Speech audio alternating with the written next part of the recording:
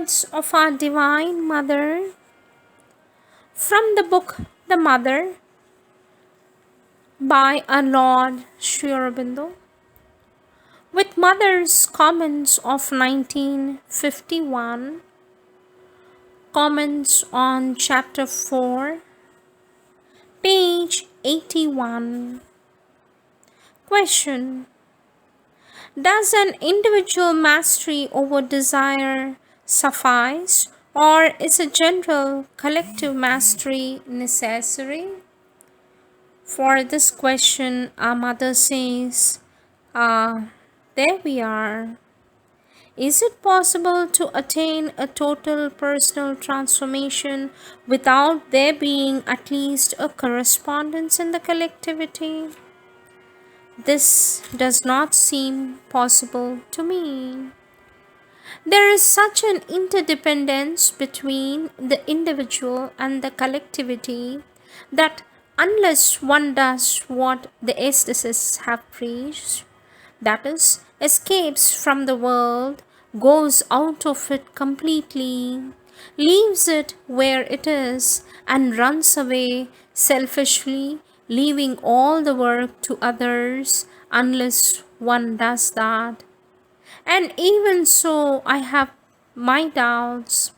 Is it possible to accomplish a total transformation of one's being so long as the collectivity has not reached at least a certain degree of transformation? I don't think so. Human nature remains what it is. One can attain a great change of consciousness that, yes, one can purify one's consciousness, but the total conquest, the material transformation depends definitely to a large extent on a certain degree of progress in the collectivity.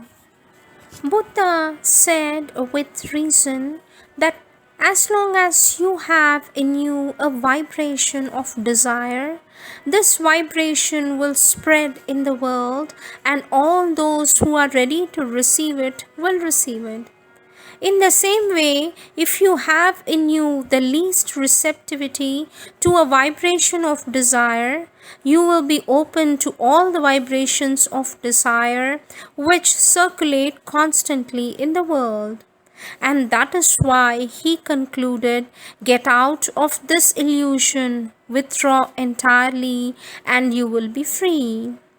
I find this relatively very selfish, but after all, that was the only way he had foreseen. There is another.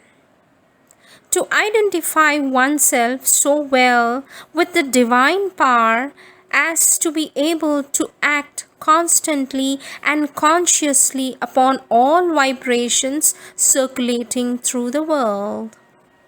Then the undesirable vibrations no longer have any effect upon you, but you have an effect upon them. That is, instead of an undesirable vibration entering you without being perceived and doing its work there, it is perceived, and immediately on its arrival you act upon it to transform it, and it goes back into the world transformed to do its beneficent work and prepare others for the same realization.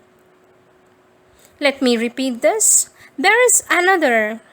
To identify oneself so well with the divine power as to be able to act constantly and consciously upon all vibrations circulating through the world. Then the undesirable vibrations no longer have any effect upon you, but you have an effect upon them.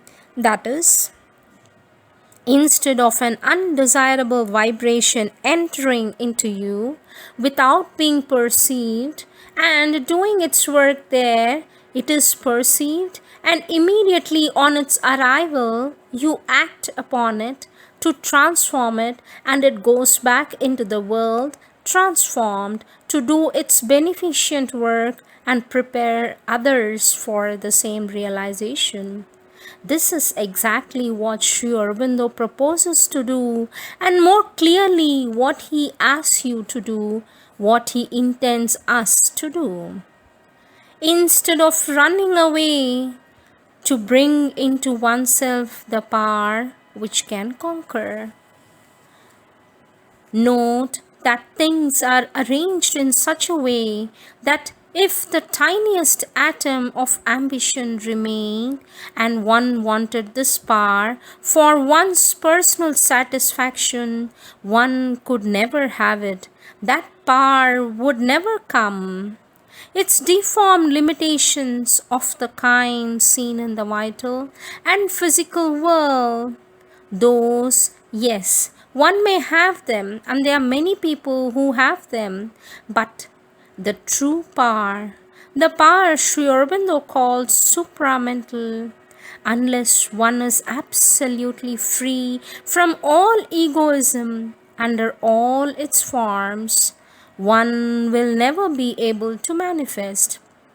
So there is no danger of its being misused.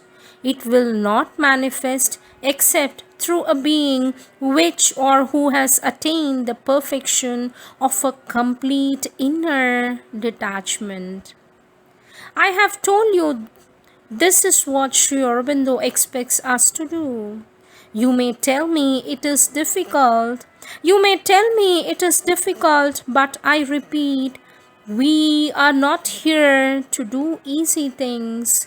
We are here to do the difficult ones. Date 3rd May 1951.